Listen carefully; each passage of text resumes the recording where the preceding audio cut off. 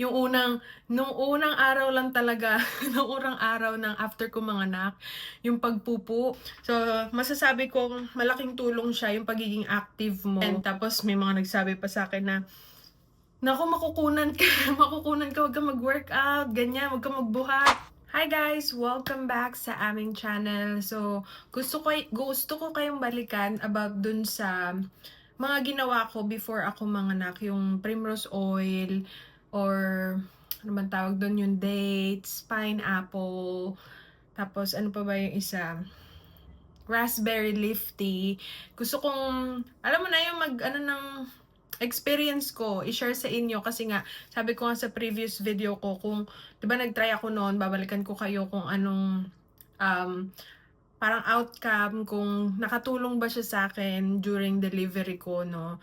So, nung time na nanganak ako, guys, so, medyo, nahirapan akong tawag nito, mga ilang push din yung ano ko, yung ginawa ko, 'di ba? So, and akala ko yung mga ginamit ko is makatulong para hindi ako magkapunit. Yun nga, kasi sabi nila, makakatulong daw siya para hindi ka mapunitan, ganun. And siguro hindi siya nag-work para sa lahat. Siguro sa ibang tao nag-work siya, pero sa akin hindi siya nag-work. And napunitan pa rin ako, and 3rd degree yung punit ko, guys. So, tinanong ko si Doc hanggang ano yung pinakamataas? Sabi niya, yung 4th daw. So, 3rd degree, medyo malaking punit din siya, guys. Kaya, medyo nag-spend din talaga sila ng time after ko manganak, para tahiin yung punit ko, no? Kasi nga, yun nga, nung pag-push ko, last push ko talaga is, dun ko talaga binuhos yung huling iri ko. Kasi nung, bago ko yung,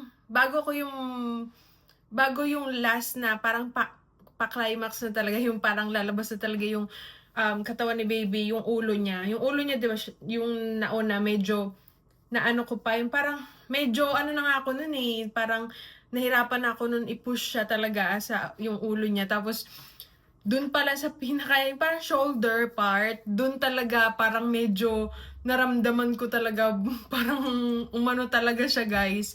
Kasi, yun nga, syempre ako mararamdaman ko kasi nga wala rin akong epidural, unmedicated din yung ginawa ko, 'di ba? So, naramdaman ko talaga siya, yung sinasabi nilang crowning, ganyan.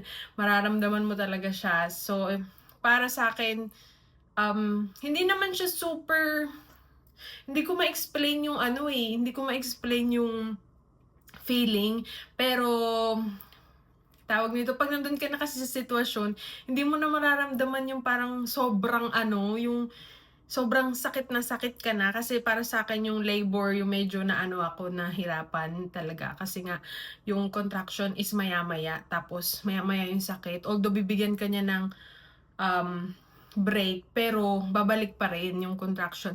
Tsaka depende kung ilang oras kang, or minsan araw pa, 'di ba? Depende kung ilang oras kang magle-labor, ganun. So, yung labor, medyo doon ako na ano talaga, pero nung nanganak na ako, yung mag-iirin na, nahirapan ako dun sa part pa din, yung pinakalas na, pero yung unang mga push ko, hindi pa kasi, hindi pa lumabas yung ulo niya, tapos yung hindi pa lumabas si Ellie. So, after nun, dun talaga, yung huling push ko talaga, dun ako talaga, sabi ko, parang, parang, parang ang laki talaga napunit sa akin, ganun. So, gumamit ako ng primrose oil, yung primrose oil na sasalpak sa ano mo, sa, yun nga, sa private area mo, tapos, dalawa yung ginagamit ko noon, 'di ba? Dalawa kada gabi. Gumagamit ako noon every night lang simula nung 36 weeks ko, kasi ni-recommend sa akin na 36 ako mag-start, 36 weeks ako mag-start. Although yung iba, nag-start sila na maaga, pero much better na i-consult nyo po yung doctor nyo, no? Kasi mahirap na magta-try kayo ng mga ganung bagay, tapos hindi pala okay sa inyo, ganun, especially kung high-risk pregnancy kayo, ganyan. So, 36 weeks yung tawag nito, 36 weeks ako nag-start, so dalawa nun, tapos nag-start ako ng raspberry leaf tea, siguro mga 34 weeks ako, ganun. And 2 cups a day lang yung ginagawa ko. Para dun morning, nagti-tea ako. Yung tea talaga siya, yung parang mainit na tsaa, ganun. Tapos mga bandang hapon, ginagawa ko siyang, minimix ko siya sa pineapple juice. Tapos, yung raspberry leaf tea na tea, ganun. Tapos, mix ko sa pineapple juice. Tapos, lalagyan ko lang siya ng yelo, ganun. Tapos, nag-try din ako ng dates. Nag-try ako ng dates, siguro mga 34 weeks din, kasabay nung raspberry leaf tea. Tama, raspberry leaf tea. Tapos bumili rin ako ng pineapple, ganyan. Yung dates kasi, gusto ko yung dates, kaya sabi din naman ng nurse, okay lang daw yung dates kasi wala naman daw parang ano na bawal siya, ganun. Wala pa naman patunay na bawal siyang itry ng mga buntis. Pero feeling ko mas healthy nga siya kaysa sa chocolate na kainin natin, 'di ba? Kasi ewan ko kung high in fiber yung dates. So, yun. Kumakain ako ng dates, pineapple. Bumibili ako ng pineapple talaga na prutas. Tapos, yun yung raspberry leaf tea. Tapos, yung primrose oil, 36 weeks ko na siya ginawa. So, para sa akin, guys, hindi siya siguro nag-work sa akin kasi nga napunita pa rin ako. And 3rd degree yung punit ko. So, medyo malaki siya. Tapos, yung nung after ng delivery ko, naramdaman ko pa yung pagtatahi nila. Kasi parang binigyan lang nila ako ng lidocaine, ganun, para medyo yung mamanhid na onde habang tinatahi nila. Pero naramdaman ko pa rin talaga siya. So, ngayon, 1 week or 8 days 8 days na after ng kasi nanganak ako ng March 1, 'di ba?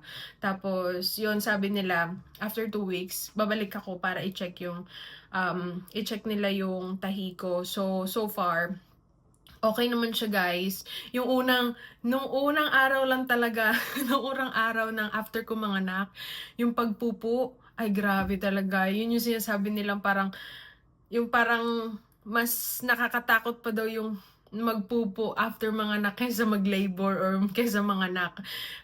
Para sa akin siguro isa yun sa mga nga talaga kapag ka manganganak ka. Kasi may tahi ka, tapos ayaw mo syempre mapunit yung tahi mo, kasi bago pa, 'di ba? Tapos paano pa kung medyo matigas yung pupo mo, 'di ba? Kaya yung sa ospital nagbibigay talaga sila ng pampalambot ng mo.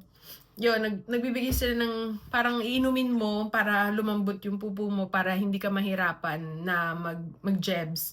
So, yun, nakatulong naman siya, and nung unang pupo ko, malambot siya. Kaya hindi ako nahirapan, and nagtitake pa rin ako ng Miralax ba yun para mas umano pa yung pupo ko para hindi siya yung talagang matigas, ganun.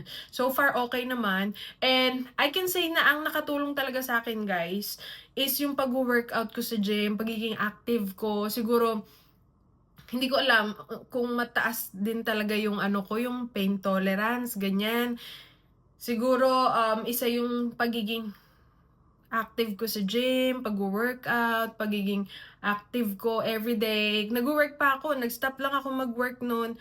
38 weeks na ako. So, after 1 week nanganak ako, after ng leave ko, 'di ba? So 1 week lang yung pahinga ko, tapos nanganak na ako the next week. So masasabi kong malaking tulong siya yung pagiging active mo, kasi parang alam mo na yung parang mas lumalakas yung katawan mo kasi nga natatagtag ka, ganun. Tapos yung flow ng blood mo, ganun, nakakatulong din yun para sa'yo. Kasi alam ko madami nagsasabi na, hey, bawal ka magbuhat-buhat, ganyan. Siguro sa unang trimester, sa first trimester, masasabi kong siguro medyo ingat-ingat kayo kasi bago pa, gano'n. Nag-ingat din naman talaga ako ng first trimester. And kahit nga first trimester, nagtanong ako, pwede pa po ba ako mag-workout, ganyan. Tinanong ko siya sa doktor, sabi niya, walang problema as long as na nag-workout ka before. And wag mo siyang itigil, basta ka lang, wag lang yung sobrang bigat yung bubuhatin mo, ganun. And alam mo naman sa sarili mo kung hanggang saan yung kaya mo, yun yung sabi niya sa akin. Tapos sabi niya, listen to your body will tell you, ganyan. Tapos yun, wala talaga akong tigil sa pag-gym. So siguro hindi niyo nakikita na, kasi active ako sa Instagram. So kung gusto niyo ako din ma-message, doon na lang po sa Instagram namin, Jessa_Trav07. Doon po ko active. And doon, nagpo-post ako ng mga story about ng pag-workout ko. Tapos, hindi ako masyado nagpo-post sa Facebook ng nag-workout ako nung first trimester ko hanggang siguro nag-post lang ako ng mga third trimester ko. Doon ako nagpo-post pa na i-post noon nag-workout ako, ganun. Kasi nga, ang dami din kasi talagang tao na nagsasabi na, naku, huwag kang mag-workout, ganyan. Madami talaga, syempre, sa Pilipino, di ba, ay, hindi naman, tawag nito, may mga pamahiin tayo na gano'n, ganyan. Tapos, may mga nagsabi pa sa akin na, naku, makukunan ka, makukunan ka, huwag kang mag-workout, ganyan, huwag kang magbuhat, delikado yan, ganon. Ang dami talaga nagsabi sa akin, so kaya hindi ako nagpo-post nun sa Facebook.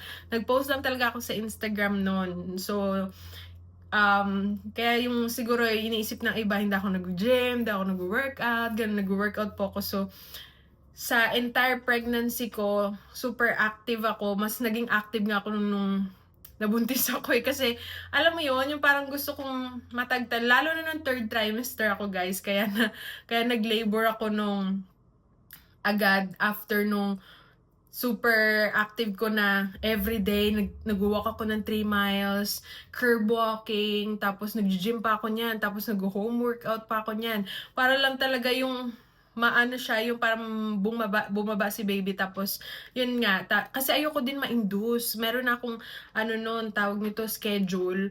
Sabi, sinet na nila yung appointment ko, yung schedule ko, March 13. Tapos tumabas si Ellie ng March 1, 'di ba? So, yun, nakatulong talaga siya sa akin, para sa akin, guys. So, yun lang. And yung healing, yung recovery ng, ko, nung tahi ko, masasabi kong okay na siya, pero nag-iingat pa rin ako ngayon, hindi ako nagbubuhat masyado kasi nga bawal pa. And sabi ni Doc, siguro mga 6 weeks yung healing kasi nga medyo malaki nga rin yung tahi ko, 'di ba? Tapos gumagalaw-galaw naman, onte, naglalakad-lakad, ganyan. Pero nung unang mga ilang araw, after ko manganak, medyo masakit kapag uupo ka kasi it puts pressure dun sa mo, sa lubot mo, no?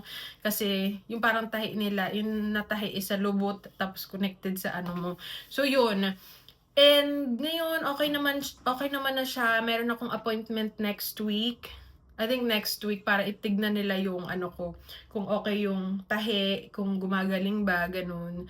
So, ayun lang yung vlog natin, guys. And, ayun, gusto ko lang i-share sa inyo kasi nga nasabi ko nga dun sa previous video ko yung about dun sa pagtitake ko ng Primrose Oil, kung gagana siya sa akin, kung mag-work siya sa akin. So, I think unfortunately, hindi siya nag-work para sa akin. But, if you wanna try na gamitin yung mga ganong pagkain or yung tea, yung Primrose Oil, wala namang masama, 'di ba? Baka sa inyo mag-work, no? Kasi sa akin hindi siya nag-work para sa akin. So, yun lang yung vlog natin for today, guys. Thank you so much for watching. See you again next time. Bye!